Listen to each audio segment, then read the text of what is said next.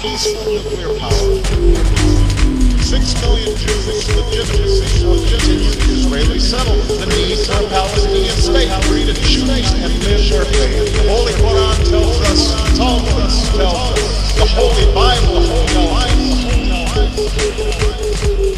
we cannot impose peace to people with legitimate aspirations, each with a painful history that makes compromise elusive. The United States does not accept the legitimacy of continued Israeli settlement.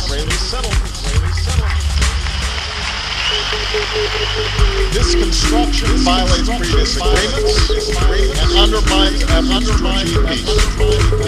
These statements indicate that unfortunately President Obama now fully subscribes to the Arab revisionist version of history. By this, he is undermining the very right to Israel to exist in her own land.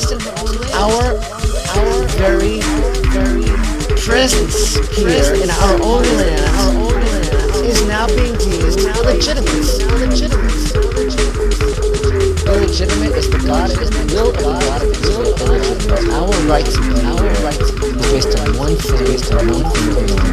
This land is bequeathed to us by the God of Israel. So nothing else is necessary. As if the settlements are the only obstacle to peace. The fact is that there were no settlements in 1948. The Palestine Liberation Organization, bloody terrorist organization which has turned into the Palestinian Authority, the same organization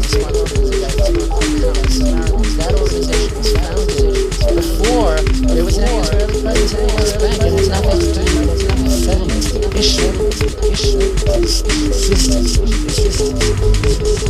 For Jerusalem is a secure and lasting home for Jews and Christians and Muslims, and a place for all of the children of Abraham to mingle peacefully together. As in the story. What is the sudden interest by the whole world in the internationalization of Jerusalem? And furthermore, what is the Muslim interest in Jerusalem? Where does Jerusalem figure in Islam? Jerusalem was never holy. Jerusalem is not mentioned. The Muslims bow down, they face Mecca, and they turn their backsides up towards what the Jewish people consider to be the holiest place on earth, the location of the Holy of Holies on the Temple Mount. Jerusalem is not even mentioned once, not even mentioned, yet mentioned over 700 times in the Torah. Jerusalem was the seat of the monarchy of Israel. Jerusalem was reigned over by King David and King Solomon. There was Jewish presence in the land of Israel and Jerusalem 1,600 years before Muhammad ever appeared on the scene. Islam has a proud tradition of tolerance. I saw it firsthand as a child in Indonesia. People in every country should be free to choose and live their faith based upon the persuasion of the mind and the heart and the soul. You know, you say that Islam has a proud tradition of tolerance. Let me tell you what goes on here in Jerusalem at the place of the Holy Temple, the Temple Mount. If Jews or Christians try to pray there in this land, the Holocaust is obscene. It's a perversion of history, and it's such a cynical manipulation of the tragedy of the Holocaust. It was a great tragedy, but it was not Israel's original tragedy. Israel existed in this land long before the Holocaust. The Holocaust was a tragedy. Mingle peacefully together. As in the story.